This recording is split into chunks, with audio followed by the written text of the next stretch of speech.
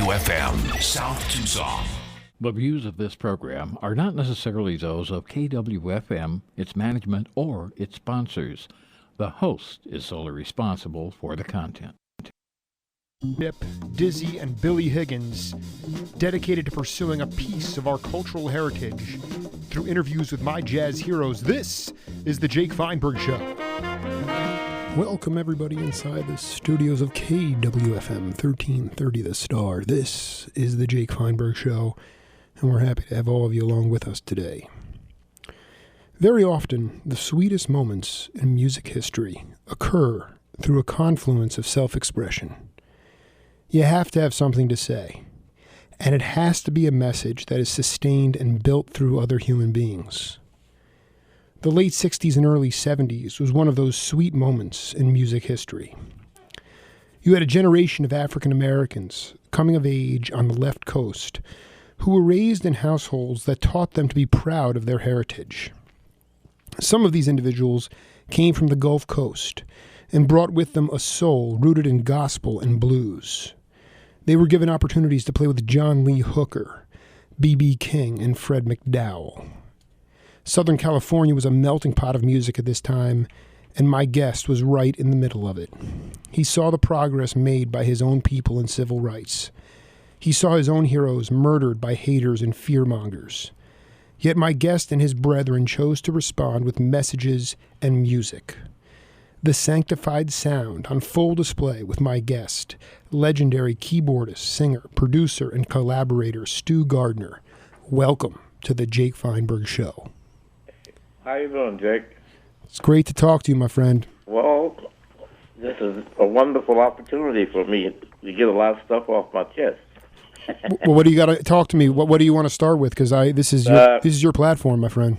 No, you were just talking about things like recording on the West Coast, and I was just thinking about the many studios that I had experiences in out in the valley, out on Sunset Boulevard, San Francisco, in Las Vegas. I mean, there was great music made in a lot of those studios, and I was just thinking about them. That's it. You know, can you talk a little bit about?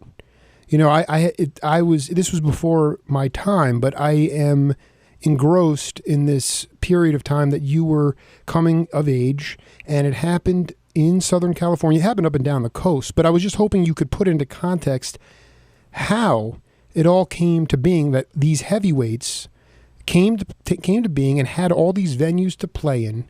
I mean, why did it happen that way? Yeah. Well, you know, I've been with Bill Cosby for more than almost 50 years, I guess.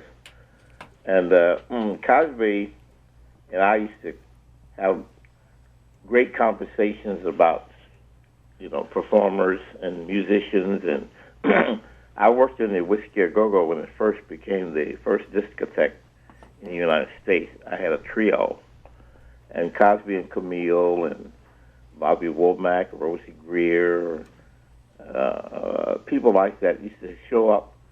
They were like the celebrity guests, and they would dance to our music, to my trio's music.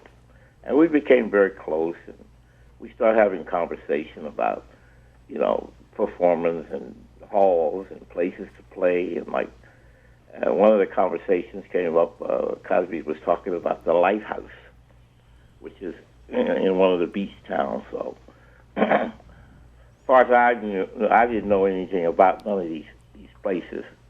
But over a period of time, we basically put some ideas together, and he made me his musical director, which I didn't really understand. No, but let's hold. But that's the cool part, because in my introduction, I was writing it this morning, and I said that self-expression can be. I took this out, but it can be through dance and vocalese and playing. And Bill was as demonstrative in his dancing. So he really came to see you. Was it with Bill Kinney and Mike McGriff? He saw your trio. Is that it? Yeah. In fact, he was dating Camille. So you that trio came about, and it was like a guitar, organ, drum, organ trio kind of thing, right? That's right. That's it. And The first trio to ever perform in Las Vegas on a major stage with Louis Prima. Unbelievable. See, this unbelievable. Stu Gardner, a lot to get off his chest today, and we're here to allow that to happen. So you started to talk about venues, and the thing about the venues at that time, I had a chance to speak to Howard Rumsey. I haven't done a in-depth interview. He's 97 now. Wow. But those venues offered accessibility. I don't care if it was Mongo Santa Maria or Stu Gardner, Wayne Henderson, and Dugu, the Henry, the Skipper, Franklin. You could literally be within arm's reach of you guys on that stage. And there was love there, man. It was right there. The music, that's why music is so powerful. And that's why today it is so different when you put it into a rock hall when you're 40 feet or 45, way farther away from the musicians. Back then, it was visceral. It was right in your face. Well, you want to know the amazing thing about that? As a amateur trio who never had a hit record, never basically performed in radio or television, there were professional musicians that liked our music so well they came to hear us and asked to sit in. That was the amazing thing. Right. Well, I was talking to Donald Dean, the great drummer, and he said the same thing. He said that, Miles Davis guys would come in from the East Coast, and they'd come to these late night sessions, and they'd sit right in with these guys without even thinking twice about it. Right. I can give you quite a few incidents.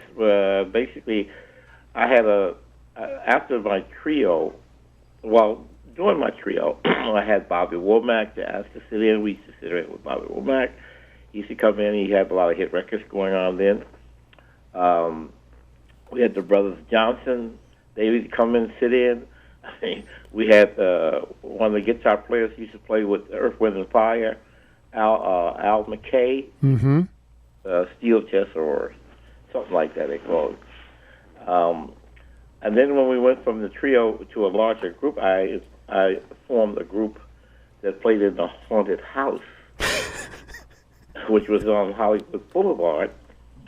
And my regular drummer basically took a lot of intermissions, and when he would take his intermissions, Stevie Wonder would come in and sit on drums. Unbelievable. Oh, man. It's amazing. Unbelievable. That's right. In fact, it was the first time I participated with Ike and Tina Turner in their whole, basically, showcase in a place called the Haunted House. Stu, I mean... In fact, the uncle that owned the Haunted House was Cher's uncle. You just rattled off Ike and Tina Turner, Stevie Wonder, even other guys like Chico Hamilton. Right. And you had the Sly and the Family Stone and all these blues guys. But really, speaking to your generation, Wayne Henderson, yourself, I hate to keep ruminating, but it's like, talk about your upbringing. Talk about the neighborhood you grew up in, and talk about the individualistic mindset that you guys carried forward, because that's the only... When I interviewed Howard Johnson, the great tuba player, among other things, I asked him, I said, when you came up from Ohio to New York, did you meet a lot of like-minded guys? He goes, I wouldn't say that. I just met a lot of guys who thought for themselves. Yeah, that's true. I mean, I was raised in Richmond, Virginia. Mm-hmm. And basically we had a club here that was like the most well-known club up and down the East Coast. It was called the Market Inn. And actually, it was utilized mostly by graduating students from high school. Once they had their graduation party, they would take it to the Market Inn. And the Market Inn had a section that they had like a band or trio, and people that were 21 and above could participate in that room. Well, I played in that room with, here's another name for you. One of the most famous violin players was my high school teacher and my college professor. His name was Joe Kennedy. Wow. He played electric violin. I've used him a couple of times on the Cosby Show when I was doing the music for the Cosby Show. But my background was basically those guys who were professionals that dealt with me, and I had their shoulder to look over. And I picked up a lot of information from them. I picked up a lot of professionalism from them. I was totally, but by the time I got to New York, I was virtually schooled in this is the way you're supposed to act. This is the way you're supposed to carry yourself. These guys were not drinkers, so I didn't indulge in any alcohol. They were not into any drugs that I knew of, so I wasn't introduced into that craziness. I was basically a gung-ho entertainer who wanted to write, produce, play, and just grow up in that business. Where did that creative, was that from your parents? Were they theatrical people? I'm just trying to get the... My father was a gospel singer. Wow. So he played in a group? Yeah, he sang in a group. In fact, he was with Sister Rosa of Phelps. So obviously it was something that it was kind of a cradle thing. I mean, you grew up with it in the house. My dad used to come in the house up on trips in West Virginia and Pennsylvania and wake his kids up at 3 o'clock in the morning and have us sing. And I have a family of 5 kids were in the household. So we all had to learn a different part and be able to sing those parts so we could have harmony. And that training from the time we were like 5 years old until we were like 12 years old, it basically happened. Wow. So I have background. I mean, I work with a lot of choirs, so those backgrounds came from my dad, basically.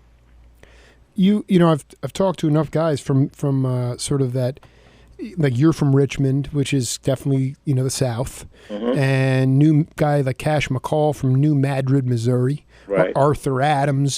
Cash McCall speaks of growing up on a cotton plantation and essentially coming back to home at night, and while his parents were bathing him and his brothers and sisters, they would be singing gospel tunes. It reminds me of what you're talking about with your dad being woken up at 3 a.m. Yeah, he did.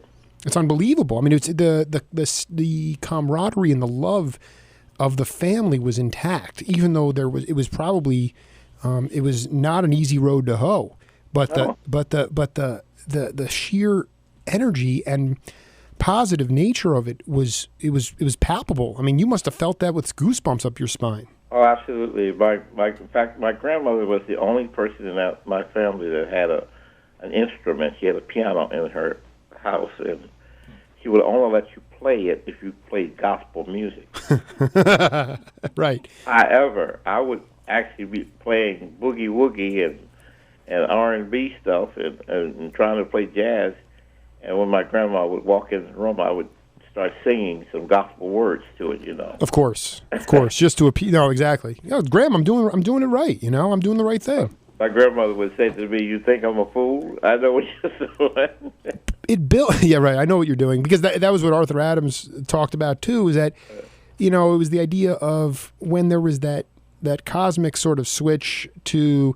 Well, it was blues. Blues all of a sudden meant something very different to your parents' generation or even your grandparents. They didn't want to hear that kind of stuff. All right. I can give you something that you probably don't know. When I first came out to California, I went to Redwood City. I worked in a club called Don Sorelli's, I believe. It was a club in Redwood City. But while I was there, I met Bill Grimm. Absolutely. And Bill Graham employed my trio, and we backed up Jimmy Reed and John Lee Hooker at the Fillmore West? Yeah, well, maybe unbeknownst to you, although I should mention that Stu Gardner today is a great example of someone who continues to grow. You're finishing your PhD, is that correct? Absolutely. That's correct. So you're still doing it. And but some maniac, Cody is his name, and I don't know. I got to reach out to this guy, but he wrote a blog. The only thing I could find on you really online was this guy who wrote a pretty in-depth blog, and sure enough, there's a concert poster from the Fillmore West, and there it is, the Stu Gardner Trio intermixed in this psychedelic poster. So I was aware of that going in. Yeah. That's crazy. I didn't know anybody knew about that. But how did Bill was always looking for diversity, whether it was a Malo or blues or the Grateful Dead, or it didn't matter. He wanted to bring in consistently different racial groups. He didn't care. He just wanted to bring in different types of people. He didn't want it to be some just regular. He had a love for entertainers, period. Mm-hmm. And he had a broad spectrum. I mean, with not only blues musicians, jazz musicians. I mean, there were some country and western people that were, I mean, guitar players. There were people who didn't sing, only played instruments. I mean, Bill Graham had a tremendous love for music. Tremendous. I remember being on stage with Johnny Guitar Watson. I'm saying, wow, you know, I mean, these names I knew, mm-hmm. but I was never in a position to ever believe that I would be on the same stage with them. And, you know, same thing, we went to Big Al's, which was on Broadway in San Francisco, and then that's where I met Sly and all of his guys, half of his band, and then Freddie and you know, Larry Graham. I mean, it was a circle of people. Once you stepped in that environment, it was like they all loved you. It was no, you know, with no separation between the good, the bad, and the ugly. You know? Yeah, exactly. That was the genius. No separation. They all love you, and they all want to participate with you. I mean, Sly Stone used to constantly talk to me. He said, "If I could play organ," I said, "Are you kidding me?" He said, "If I could play organ the way you play, man," he said, "I would play every day." I'm saying to myself, the way Sly Stone plays any instrument is amazing to me, because, I mean, I saw him in his prime. I saw him, you know, before they basically put the group together. Right. And the thing about it, you know, Wilt Chamberlain had a club up on Broadway in San Francisco.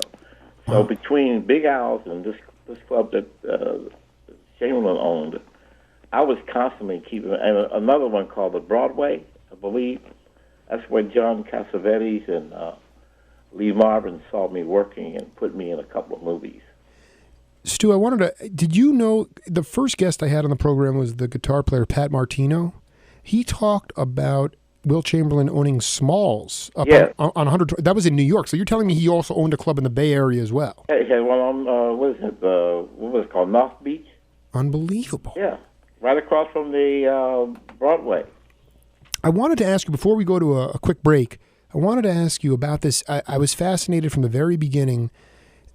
You talk about this community, the good, the bad, and the ugly. Nobody was looking, nobody cared. It was about what they could learn from you, how they could, you know, the tricks of the trade, and it was a curiosity and an open-mindedness. But you just brought up the idea of music, and you had entertainer, we'll use Cosby, Richard Pryor, and then also sports. Right. And you look at those have gone from entertainment to pure business now. You know, it's too stratified, and there's entourages. You can't get to these people. But back then, how electric was it to be able to intermesh all those different entertainers all together? There were no bodyguards. There were no fences that you had to climb. I mean, people could walk up to my front door.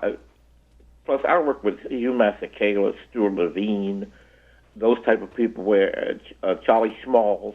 I mean, Big Black, you could go around these people and knock on the front door and they'd let you in. You know what I mean? It was like, he's my friend, let him in. That was the end of it. Exactly. That's why I say, you know, that's what I relate to more about you guys. Plus, the music that you were making was just out of control, which is a perfect segue here. We have a little more time than I thought before our break. So I wanted to go. People are... You know, we're going to talk to Stu about a whole lot of stuff, but this is a track off, I think it only made it to a single. Let's take a listen to it, come back and talk about it, okay? Okay. I don't dream no more what a man thinks about when he's sleeping at night. Won't change the world and make things right. And I don't dream no more. Hard work and pain is the name of the game. You got to keep on thinking right. To climb a steep hill sometimes takes a fight. Not a dream. Not a dream. Not a dream. Oh.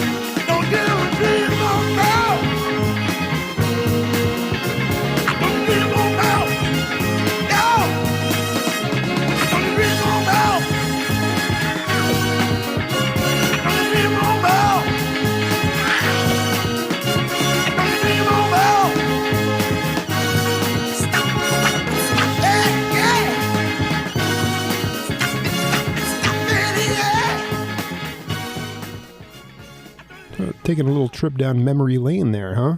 I'm telling you, my wife just passed through the room, and she looked at me. She said, "I remember that." That was 1970. This is classic. I got this off a website here. Stu Gardner with Others Unknown. And well, a lot of those musicians were Al McKay on guitar. I think it was Louis Johnson on bass. I think the whole session was produced by James Gatson. Oh, the great drummer. Yes. Stu, I don't like a metronome. The great drummer. I've never seen anybody that could keep time like James Gatson. And that was on the Kisa. That's how you pronounce it. The Kisa label? Kisa. So we're not going to rush this because we're going to go to a quick break. Yeah. We're talking with Stu Gardner. We're going to come back and do a whole lot more. So just hang loose here on the Jake Feinberg Show. Okay. Stay right there. The Jake Feinberg Show will be right back.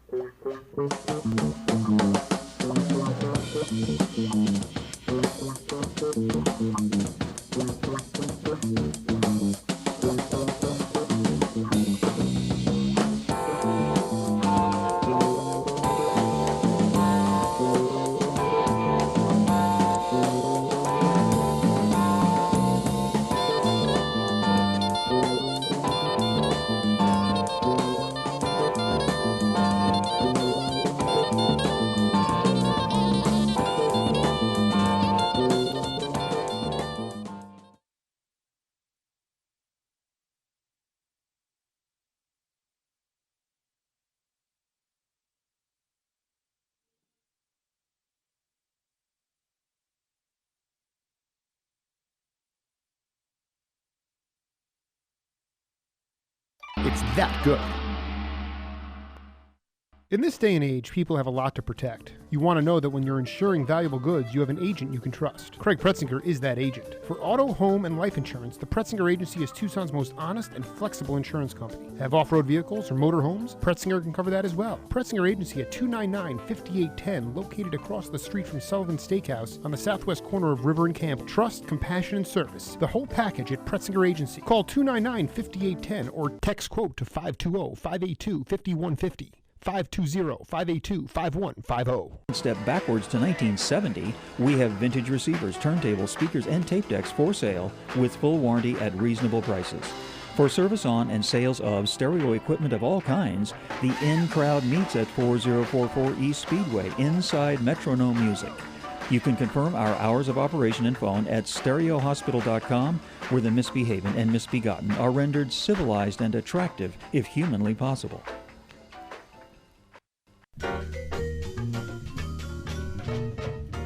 Folks, this is Jake Feinberg. When it came time to decide where to buy my daughter a piano last year, the choice was easy. We got it at Hackenberg & Sons Piano Company. Located at 4333 East Broadway Boulevard, Hackenberg & Sons is Tucson's longest-running family-owned piano business. Run by three brothers and a son, they pride themselves on superior instruments and customer satisfaction. It's why they've been around so long. And it's why their pianos are used at the University of Arizona, Pima Community College, and many other prestigious institutions. So whether it's for your child, business, or yourself, when you buy a piano, make sure you go to Hackenberg & Sons. It'll be the beginning of a long-lasting partnership. For more information, visit them at hackenbergpiano.com.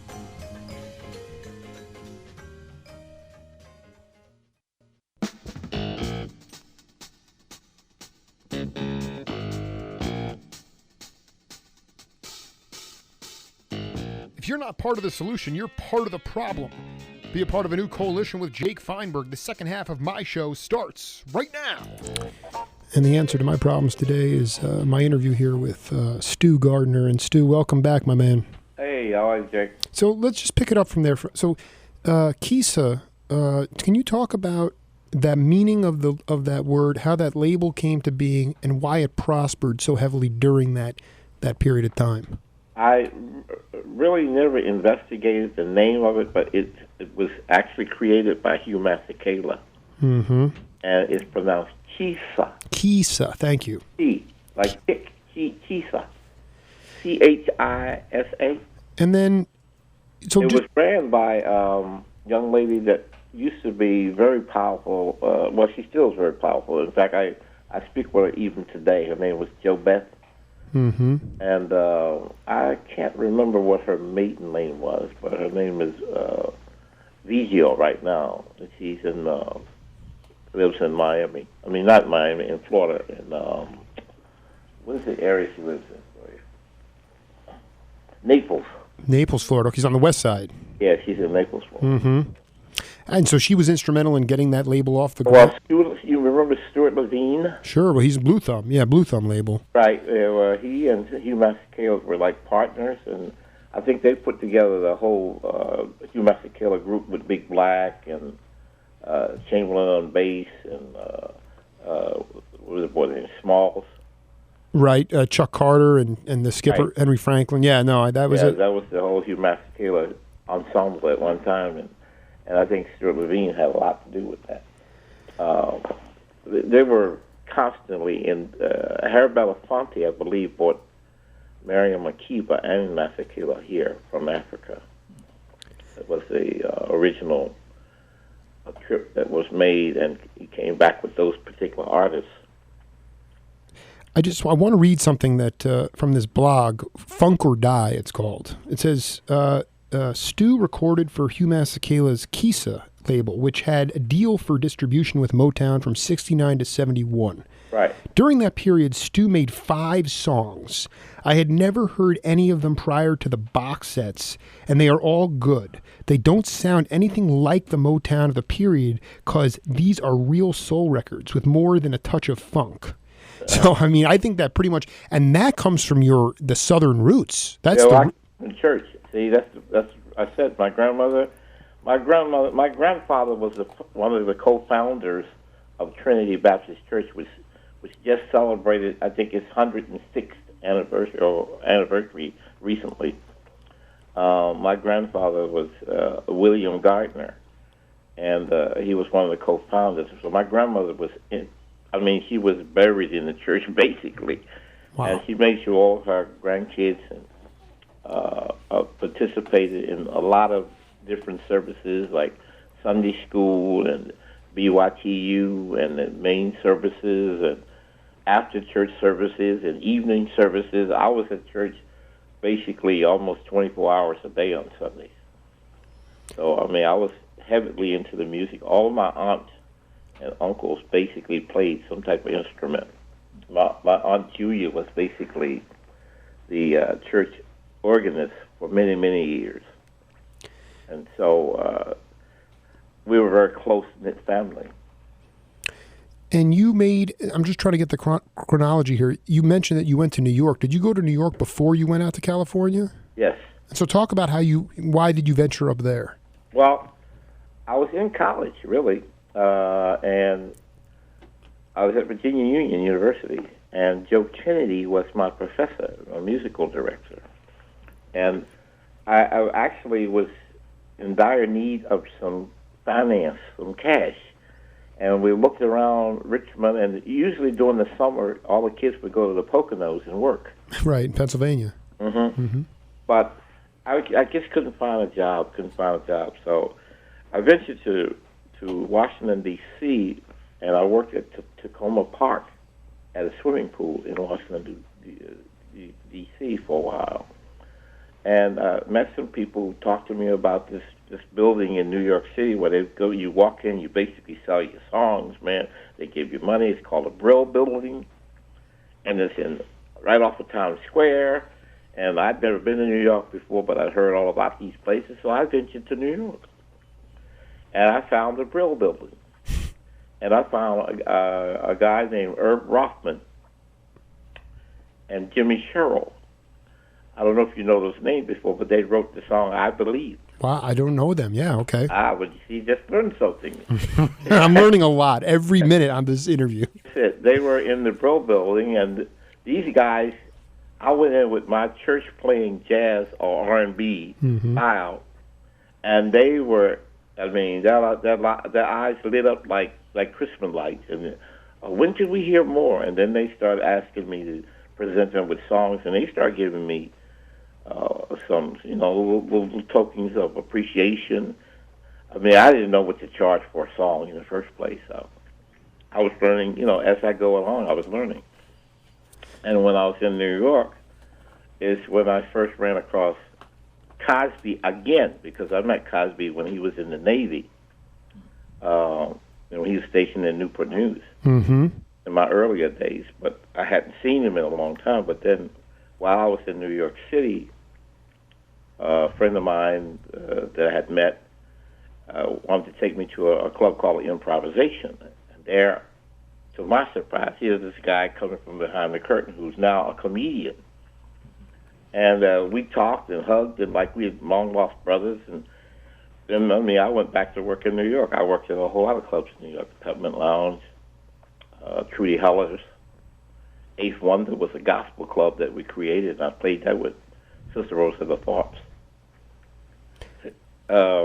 Was there also, I remember talking to Black about, a lot of the culture and the music was downtown, and they wanted to move it uptown. Yeah. And so I think there was a thing called the African Room, maybe? Yeah, it was. Yeah, and did you get a chance to, you saw, so that was the time period, roughly give a years of when you were in the city.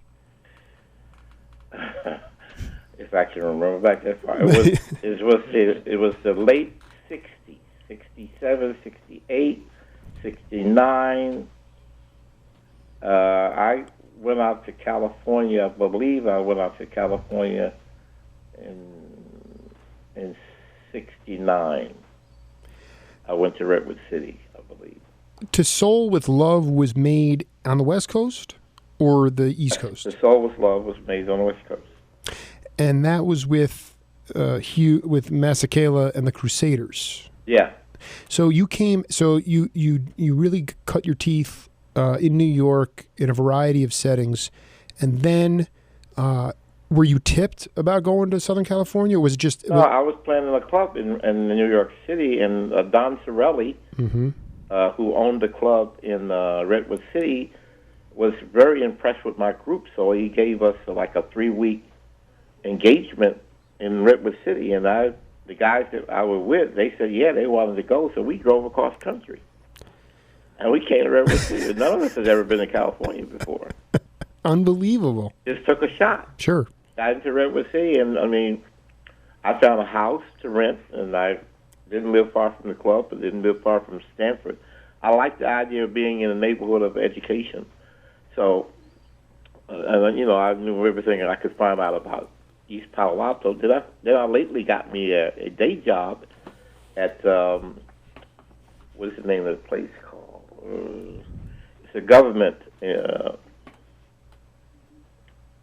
facility, Lockheed. Okay, Lockheed Martin, right. Because I had background in chemistry and math. So I got a job at Lockheed. It's called a impregnator, and basically it's one who coats what you call the contact equipment that goes into spaceships and all kinds of stuff to keep them from overheating. My engineer's eyes are lighting up right now. This is right up his alley. This is a little over my head, but the point is, I want to go back to something about Cosby for a minute. Do you believe, even in that passing in Newport News and then later in New York, a common thread between the bond that you two had was an appreciation for education? Education and music. Of course. And music. Right. First of all, when Cosby first met me, he came in on furlough to this club that I was working in called the Market Inn in Richmond. And he asked me, could he sit in on the drums? Well, I didn't know, so, I was, of course, like I said, we trusted everybody, just about. So we got in. Cosby wasn't a great drummer, but he made such great faces that the people loved his faces, man. Yeah, right. And then once you talked to him, you found out that this man was highly intelligent. And, but he had a clowning, sort of fun-like attitude that surrounds him, like, every day. Every time I saw him, he'd make me laugh. I'd laugh till I'd have tears in my eyes. Really, he would say crazy stuff, man. And then he had all these slangs, and these slangs remind me of my father, because my father had a lot of slangs. You'd ask my father for some money, he would say things like, that ain't gonna work. And we never knew what that meant. Right. Right. Right. And And Cosby, you say something to Cosby. Cosby says, yes, right, well, and then it's like you need to continue to talk because the way you were taught. When somebody said, well, that means the conversation wasn't over, right? But he keeps you in that type of mode all the time, and you have to listen carefully. And, you pick up a lot of information by listening when you listen to people carefully because they say things that you don't normally hear everybody else say. That's right. How you learn things. Oh no, it's and then when you mesh the music into it, the mathematics and the list, like you said, the listening is key. We've in many ways stopped listening in this culture. I don't even know if there's anything really to hear per se, because that was what I went back originally when you're talking about, the single that we played before about I Don't Dream No More. Mm-hmm. These were times of real leaders of spine. These weren't contradictory people. These weren't narcissistic people. They were out for human beings. Right. And you guys, it was not that difficult. To me, it would have been something somewhat inspiring to write about. Right. The messages were there, and then you also backed it up with an education and played it through the music, and you basically could break down any type of demagoguery or hatred. And it was just a real it was just a lot of freedom, and it's just very evident to me through the music and all that kind of stuff. And there's people like yourself who actually had this sort of production bent as well. You really were fascinated with putting together, and it probably started with Kennedy down at Virginia Union. Yes. The idea of putting together multi-instruments, not being afraid to take some chances and experiment, see what works, see what doesn't work. Right. But that is the genius of Stu Gardner, as far as I'm concerned. Thank you, sir. Well, the main thing about it is that song "I Don't Dream Anymore" was a series from a series of songs that I had, because I wanted to produce a Broadway play, and I wrote a play called "The Awakening," and it was about this kid who was dying from terminal dumbness. And he had to go to another planet in order to be cured. That sounds fantastic. And on that planet, you had wisdom, you had knowledge, you had dance, you had news, you had all these different people who were trying to make him aware of the fact that he could be saved. He didn't have to be stupid. He didn't have to do dumb things. He didn't have to drink his life away or smoke his life away. You see?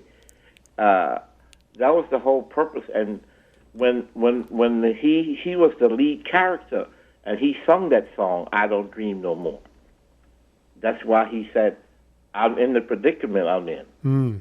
And another part of that song, another part of that play, there's a song called "I Dialed the Number of Freedom, but the line was busy for 1,000 years. Operator, keep trying. I think we can make a connection this year." Wow. Yes. Wow. There's a whole lot of stuff out there. Well, I was writing this stuff, and this is what intrigued a lot of the people that were giving me different assignments. They knew that I was striving towards excellence, and I had to show them what type of path I was taking. And basically, I did it through my music. A lot of it I did through my music.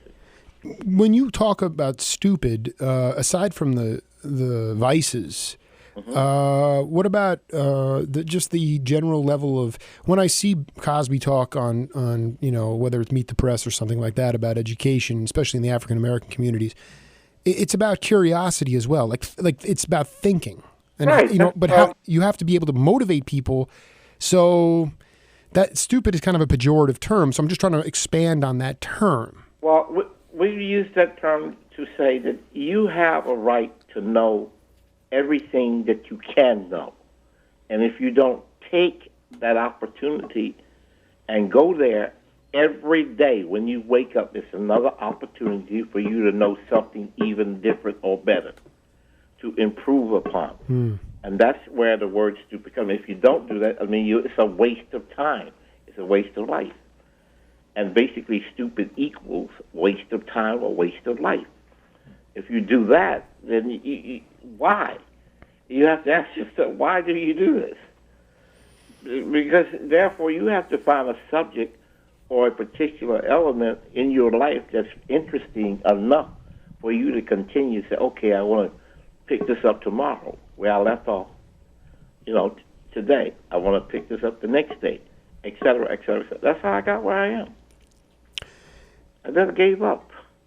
The other thing that is fascinating to me, and is the idea that in these African American communities, whether it was Baltimore or California, Southern California, you had venues, halls, cathedrals where you'd have James Brown and guys like that coming through there to play strictly for African American. For those communities. Yeah. And those things were really empowering. I think. I just, what it is. I put it over to today, and I see this sort of the anger that's being expressed by younger African American artists, and I know inside of them that they have the musical abilities, but their messages are just not as well. I don't want to say stupid, but they're not. They seem to they seem to be giving up. Which here's you have to look at the overall big picture. A lot of these messages that you're hearing the younger African Americans putting in song or rap or whatever you say, spoken word, is because the general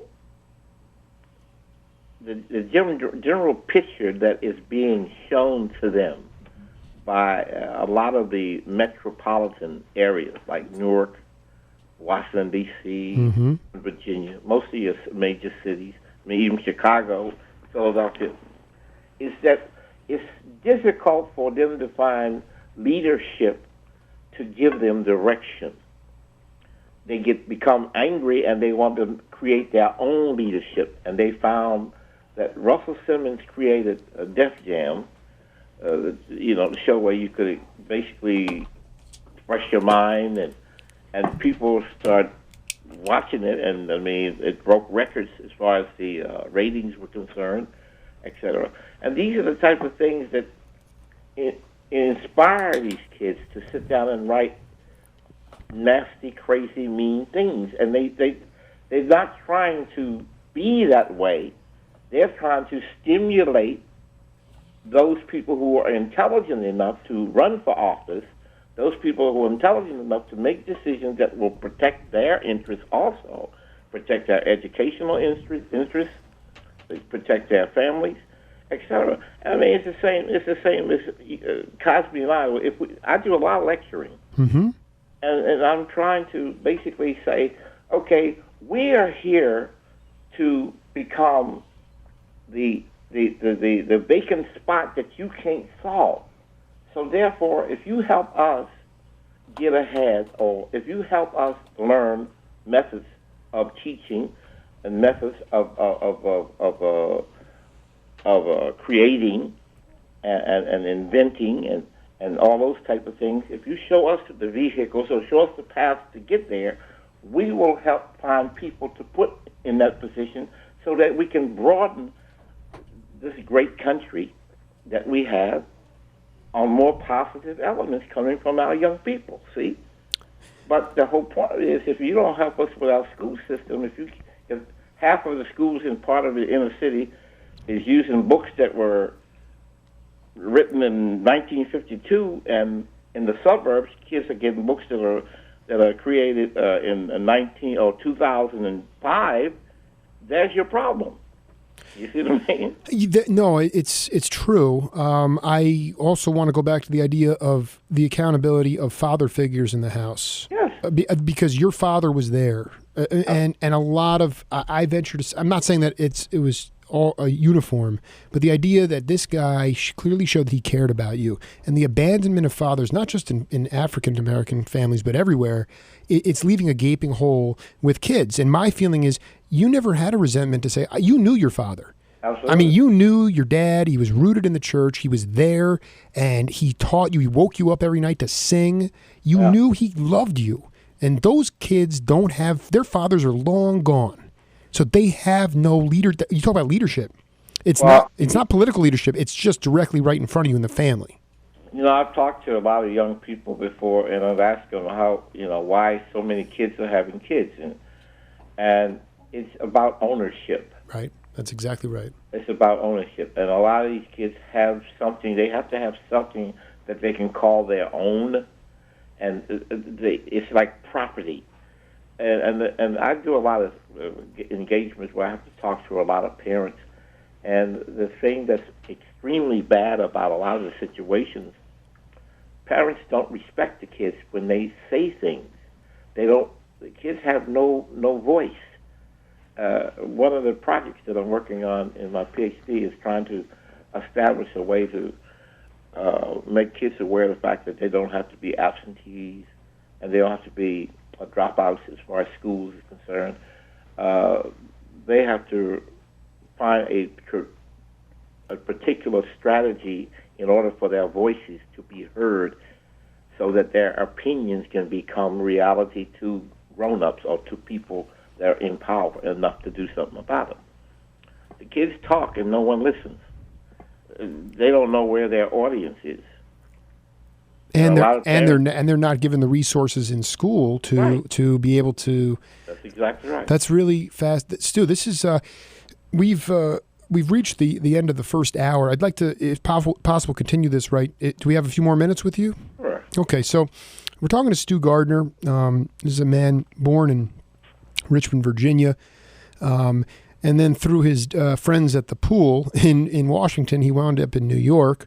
And was blending this mix of Mason-Dixon soul with jazz and with gospel, and he exploded onto the Southern California music scene with guys like Hugh Masekela, Wayne Henderson, and Ndugu Chancellor, and so many more guys. And we have a lot more to get to. So, Stu, hang tight. This is the Jake Feinberg Show on KWFM 1330. The Star. Do.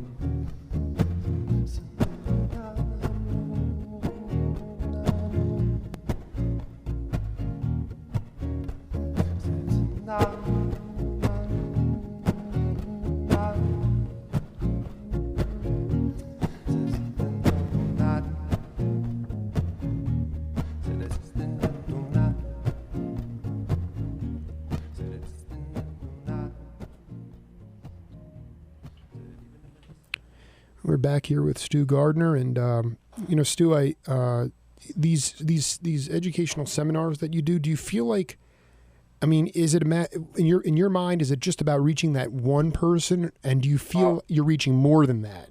I'm reaching more. Good. You would be amazed at how many young people come by my house or call me or email me and thank me for opening their eyes, and I had an after-school program in some of the public schools here in Richmond where I would go in and just work with the kids that have the most problem in school, couldn't raise their grade average to C's or B's or whatever they wanted to do. And a lot of it was lack of communication, whereby people didn't know how to talk to them or know what to say to them. And basically what I would do is I would go in and create a journalism class, although I have no background in journalism. Right. But I also know that journalism will require you to communicate with people. Like we're doing right now. Yes. Yeah. So what I would do is I got permission to take 4 or 5 kids downtown Richmond with cameras, and we would take a video camera, and we would just talk to the man on the street corner and make these kids, and they learn how to communicate with people by doing this. And we come back to, in the particular school that I worked in, they had a journalism class. We would take our information to the journalism class, and they would grade it. And these kids would improve their entire existence just from actually doing it live, because the whole thing about it, a lot of classrooms won't give the kid what they need. You have to create the classroom somewhere else. That's why people now, a lot of these schools are going out into the park and they're teaching, and they're going out to the playground and they're teaching kids. Right. They're finding in different locations because the kids have a better, they have a better feeling about themselves when they're in an environment that they know. A lot of classrooms are very unfamiliar to kids. They don't like the confinement. They don't like sitting at a desk for an hour or 45 minutes, whatever. And they made me aware of that. So I sort of like played outside the box and found out that I was helping more kids by doing things, made them aware of the fact that what we were doing was totally legit. But we were like, sort of like creating our own classroom, and we were creating our own class subjects and subject matter. And most of it had to do with communications. These kids now learn how to talk. These kids are giving speeches of their own all over the place. Right. It's in true. You know, you take it back to the environments that they are familiar with and comfortable with, and they are going to respond to that. I find it that the more guys that I talk to, the musicians especially, I mean, I just think it's so imperative on your generation to do as much teaching as possible with younger kids, right? Because you guys are the bridge. Without my generation didn't experience this. I mean, I was born in '78, so I mean, by the time I got to age of fruition, there was no Fillmore West. There was no John Lee Hooker, Stu Gardner trio. I mean, just to go across the country costs ridiculous amounts of money. I mean, that was the point. It was mobile. But the point is, you guys, through your life experiences, you can leave such a great impression on so many disaffected youth. And I can only say is that as I go on my journey here, and I do research and get to talk to you guys, I mean, I tracked you down because through investigative journalism. That was the only way I got to you. But you have to be passionate as well. That's the other. You have to connect. You have to connect learning with things that they get off on. And when you take those kids, when you take those kids down with video cameras to downtown Richmond, all of a sudden they're getting a kick out of it because these guys on the street corner are responding to them. They're actually getting engaged by it. That's true. And another thing, they see that other people are no different than they are. That's the whole point. The whole point is when you say education, it scares a lot of kids because if they don't believe that they're educated, but they don't even know how to define a person that's educated. That's the point.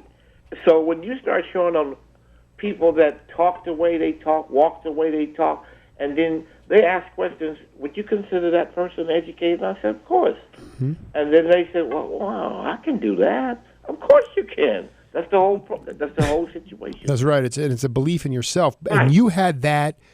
But see, I go back to this idea, you know, there's only one Stu Gardner. The idea is that these kids, and it's an epidemic now in our country across all ethnicities, races, doesn't matter. It's just the family structure. And believe me, I know I'm married with 2 kids. I know how hard keeping a family together is, but it's almost essential for those kids to have that kind of, and to know that they are loved from that early age, because that despondency creeps in, and it's hard to break that.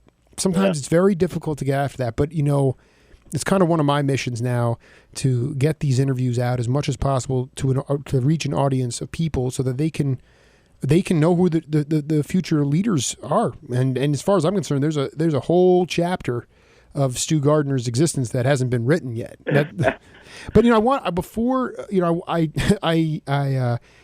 I've been on this venture to get to Bill Cosby because this period of time that I love so much was this, and I still don't know the entire name of the band, Badfoot Brown and the Bunions. Badfoot Brown, Bunions, Bradford Funeral Parlor Marching Band. So was that where did that, first of all, talk to me about Bill's state of mind at that time when he came to you and said, what did he say? I want to do this kind of thing? We have to have a group that can play anything. And he meant anything. Anything, because sometimes our group consisted of 3 bass players. No group has 3 bass players. and 2 drummers. We'd have Jimmy Smith on one set of drums. The drummer, and, Jimmy Smith. Yeah. We'd have Willie Bobo on another set. Absolutely.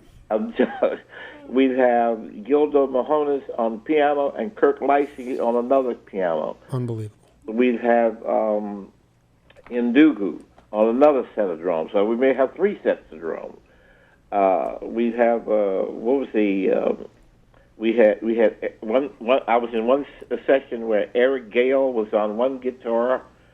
Al McKay was on another guitar. You had Adams. You just mentioned his name. He used to be with the Crusaders. Arthur Adams. Arthur Adams. He's on another guitar. Calvin Keys, maybe. Oh yeah, we had George Bohannon on the horn. Ernie Watts, Oscar Bashir. Yeah, unbelievable. Finley, Bobby Finley. I mean, we had Monk Montgomery on another bass. I mean, are you kidding me? Wait, so but I mean, he gave this to you in theoretical terms, and then you had to take it from the abstract and say, well, okay. He said I want these musicians, and I would go find them. He said no. Okay, I just want to be clear about this. He said I want multiple bass players, or he would actually mention these. Of course, Cosby had ideas in his head for all of these musicians, whatever he wanted. We went to the Newport Jazz Festival. We took a group to the Newport Jazz Festival. I think we had Little Shuggy on guitar. Mm-hmm.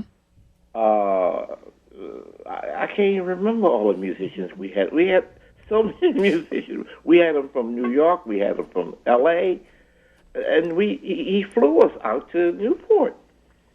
It is just one of the coolest periods of crystallized music history. You had Paul Humphrey, the drummer. Yes, Paul Humphrey. It was just you had the greatest. The thing is that Stu. I mean, as you explore my archives, I mean, I have the East Coast had their own thing going on, and I've interviewed. I mean, believe me, it was vibrant. But the Southern California scene with Hollywood, with Motown moving out there after it came from Detroit.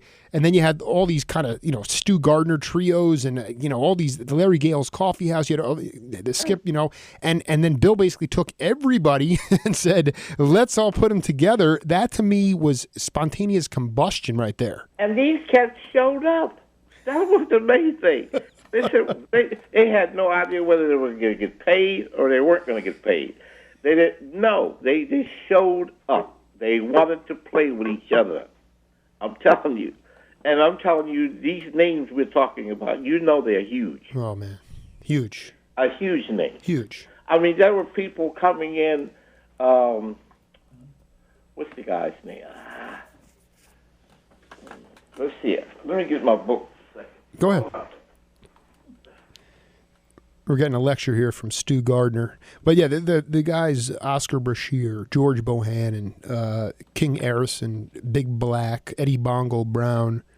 Let me give you some East Coast. Yeah, rip it out.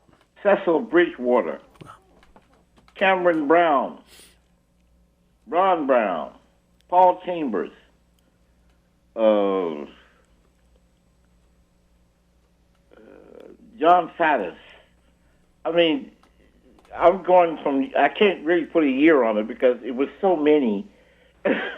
They came in the 60s, in the 70s, in the 80s. They came in. I mean, there was David Murray, who Cosby basically grew up with in Philadelphia. The horn player, yeah.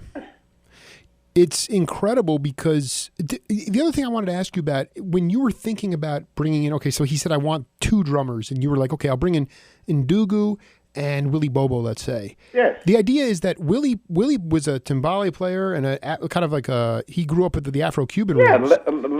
Latin player. So then all of a sudden, was that part of your idea of saying, I want a drummer who has a Latin bent, and then I want an African drummer as well, so it sounded kind of different? Cosby's always been there. Mm-hmm. He's always had a rhythmic, one of his favorite instruments is drums, basically, drums and bass.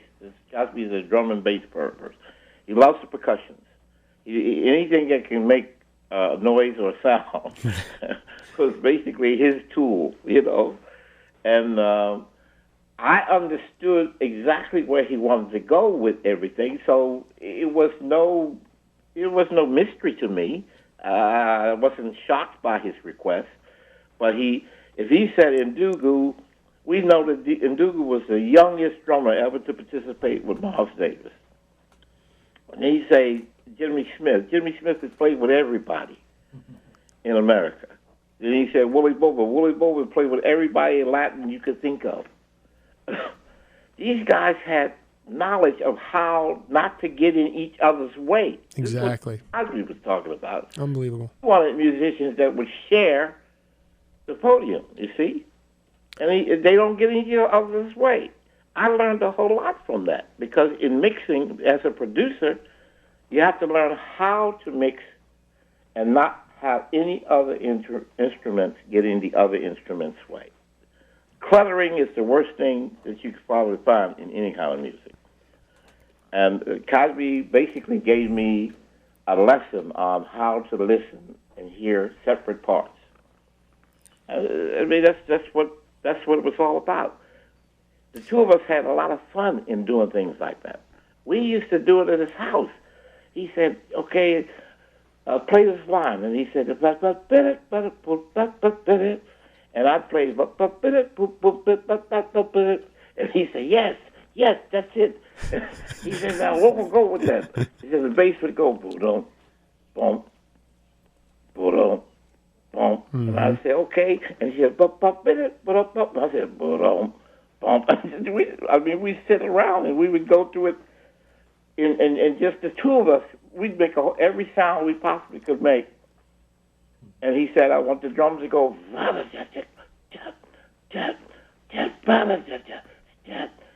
I said, "Yeah, I want the foot to go." You see?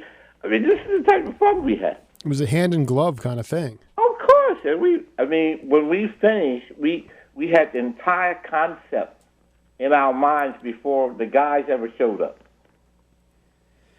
And so the concepts were hardening, and then talk about, because you mentioned to me off the air, a previous conversation, the guys were just having a ball in there once they got in there. They were cracking up. Oh yeah, they were because in any group there are doubters. Absolutely. And people say, you hear it around and around, "Oh man, that ain't gonna work," and they said, "No," and then see, I was the producer. I said, "No, all we gotta do is try it. Right. If it don't work, we go somewhere else." Right. I love it. Try it. Uh-huh. It would freak them out. I remember being in the studio in my horn section where Michael Brecker, Randy Brecker, John Faddis, and Grover Washington Jr. Unbelievable. You hear that? That was my horn section. It's not too shabby. I'll tell you. That's East Coast right there. Yes, and I said, "Okay, we're going to play this chord." And I played the chord, and we were trying to come up with a concept for the theme song for the Cosby Show. And I wanted to keep it simple. I wanted something that people could walk around the house and just hum it until they just warm out. So. Right. And Cosby said, "Ba, ba, ba, da." And I said, "Yeah." Because both of us, we used to think alike. I think we still think alike. And he says, "Ba, ba, da." And I said, "Yeah, that works." So I said, "Now we got to have a bridge." And so we made the bridge like a chromatic climb up. And a couple of horn players said, "Well, that ain't going to work, man." No, we got to try this. Watch. Right. Once you put it all together, it's amazing. Well, the point was that you turned a lot of those doubters, all of a sudden you turned it on their head, and they were the ones coming up with ideas as well. Right, because a lot of these guys graduated from Berkeley, Juilliard. I mean, you talking to somebody who graduated from church service, you know what I mean? But see, in the church, there are certain chords that these musicians, which is Berkeley and Juilliard, they don't even hear it. You see, gospel chords have a uniqueness about it that very seldom a school musician even thinks about putting those chord phrases together. So that was the marriage. The marriage was what I could hear, what Cosby could hear, what these musicians knew. And like I said, we would design it in a way so they wouldn't get in the way of each other. So it was a great, great marriage. I mean, today it's still a great marriage. When you find musicians, and I do it right now, I find musicians that say, I don't mind playing with this guy. That's it. That's all you need. That's the main thing right there. Because there are some guys who say, well, no, I'm not going to play with this guy. This guy, he doesn't read. He didn't go to school, this and that. But can he hear? Can he play? That's right. That's right. If he can hear, he can play. And that's the same principle I use in teaching kids. Because a person comes from Beverly Hills and you come from the ghetto, don't mean that you cannot communicate. Absolutely not. Musically, especially. I mean, it's about. That's the thing that was beautiful about it, is that you had indigenous guys who were just learned from the ear, and then you had other guys that were, more that had gotten opportunities to go to Berkeley, some of these great music schools, and you combine that, and you're going to get this. But I want to go back to the to the original trio that you had when Bill was dancing and having a good time. He was into was he listening to your bass lines on the organ? He was loving that stuff. He loved my left hand. He loved your left hand. God used to tell me, he said, Stu Gardner has one of the baddest left hands. Back when we were doing the theme song for a lot of his TV shows, he'd tell me to go over to the organ and play something. Right. Just to get it going, yeah. I don't care what it is, play something. And he knew I was going to work with my left hand a lot, so. He was unabashed. He was unabashed about his. He spoke from his heart, and he was constantly moving. I mean, there's a YouTube clip. I'm not sure if you've seen it from 1973 on the Midnight Special, I think it's called. Yeah. Okay, and there it is, some sort of amalgamation of the Badfoot Brown marching band. Excuse me, and there you are, just ripping the Hammond B3. There's Eddie Bongo Brown on congas. Right. Three horn section. I recognize Ernie Watts, and there was a drum. It was a different crew, but then George Bohannon was there. Was George in that? I didn't. Okay, so George was on Bone, Right. and then. But the funny thing is, I'm looking at the audience, and Bill is on fire. He's conducting. He's dancing. He's got his back to the crowd once in a while. He's letting you take over. But the audience had no idea what to make of this stuff, which was. I mean, I think to me, if I was there, I mean, I'm looking at it from today's standard, and you get all this sort of, American Idol, and God knows what's going on, and it's like, this is not inspiring, but that to me, I would have been shirt waving in the front row of those things. I think we were on the Johnny Carson show about 10 times with the Badfoot Brown and the Funeral Parlor Marching Band. Carson got it too, apparently. Yes, he loved it. He loved it. We would show up, and we lip sync a lot of things. A part of the group, we had these couple of tunes that we loved to do, and we lip synced them because we could actually do a dramatization of what we really wanted to say, the message that we wanted to deliver based on our actions and our movements. And that's the whole thing with working with Bill Cosby. You not only play, but even in the studio, he wants you to develop an atmosphere where the fun comes through the music. I'm telling you, we had a session in New York City where we had Stanley Jordan, we had Jack DeJohnette, we had, I can't tell you, but everybody. Roberta Flack was in the studio, Billy Preston was in the studio, Jeffrey Osborne was in the studio. And I mean, this is one session with all these people in the studio. Dave Valentine.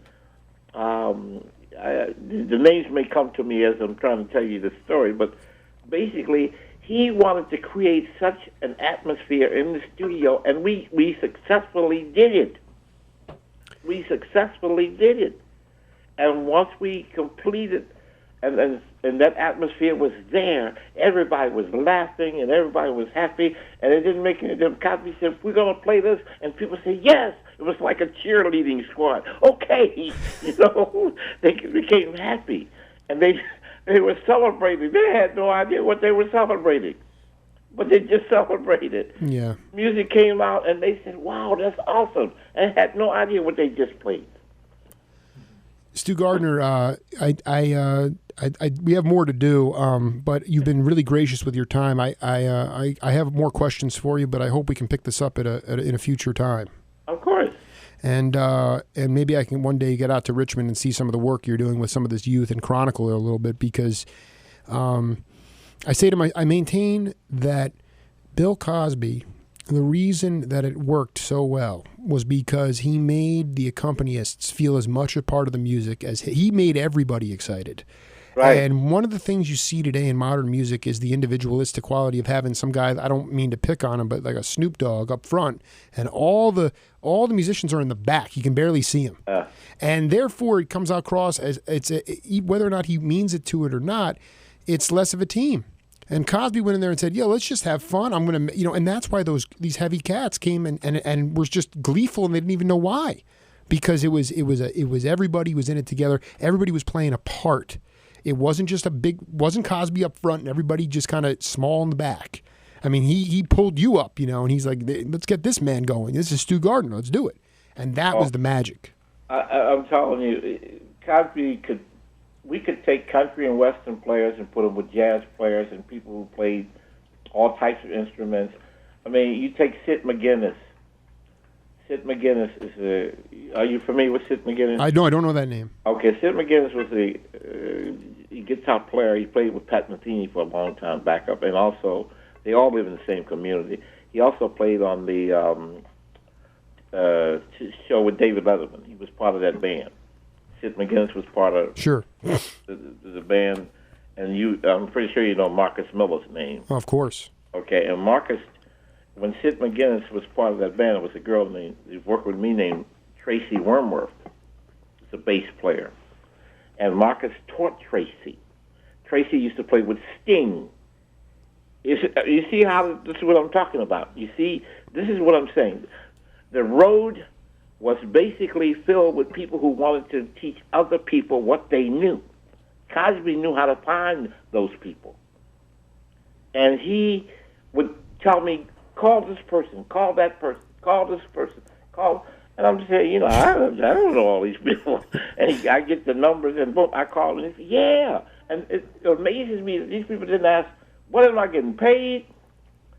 Right, it never came up. No, it how was long would I unbelievable. be there? No, none of these questions. And I think what you're saying is basically these modern type of groups that you see nowadays, if the fee is not right, they want to stay in the background, because once you move them up front, you got to pay them different type of monies. I've seen it. Yeah, Stu, I just want to thank you and your lovely wife Gloria for allowing this to happen, and I'll be in touch with you. I know Tuesdays are a good day to get a hold of you, so maybe we'll do something real soon, because I want to piggyback on this a little bit. Thank you very much for calling me. I can't thank you enough, my man. You take it easy. All right, thanks, man. All right, this is the Jake Feinberg Show, KWFM 1330, The Star.